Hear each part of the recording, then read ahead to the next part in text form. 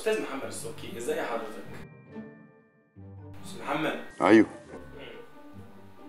هاي حضرتك، يعني كان في شويه حاجات كده مش واضحه في الانترفيوهات بتاع حضرتك، بيقولوا ان انت بتاع افلام سكس بقى وقرف وبتاع وجنس وحاجات معفنه كده، بدأ ان هم يقولوا ان لا سمح الله سمح الله عليك. انت بتكذب.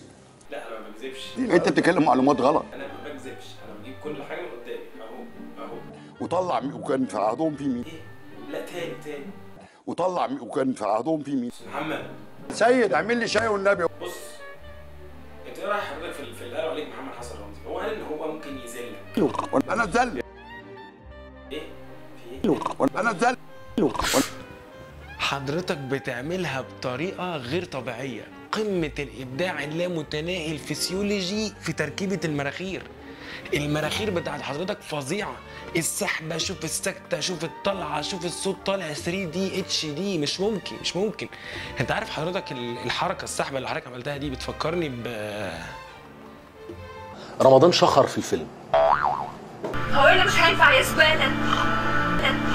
الحته دي جابت سوكسي كمان، الناس سقفت فيها. الله يا فندم، انا بعد السحبه دي مش قادر بصراحه ابطل تسقيف. ايه ده؟ مش ممكن. استاذ محمد ممكن تجيب بس محمد اخويا يتفرج على السحبه دي عشان بيحبك قوي قوي والله العظيم والله. محمد يا محمد. في ايه يا عم؟ ايه يا ابني في ايه؟ لا انا كده إيه؟ فصلت. افرجك على حاجه. ممكن معلش بس مشهد السحبه تاني عشان محمد اخويا، معلش النبي عشان خاطر بص. هو اللي مش هينفع يا زبالة. الله يا استاذ محمد، دي بقى الابداع فرط منكم انا كتير. مش ماشي من هنا لما اتعلم السحبه دي. معلش سوري يا استاذ محمد، معلش انا هعلمك السحبه دي. معلش اصل هو بس بيحبك قوي والله، بيحبك والله. علمها لي والنبي. هعلمها لك والله العظيم، انا بس قبل بس ما اعلمها لك، استاذ محمد بيفكرك بمين؟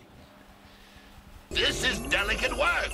He called us imbecilic buffoons.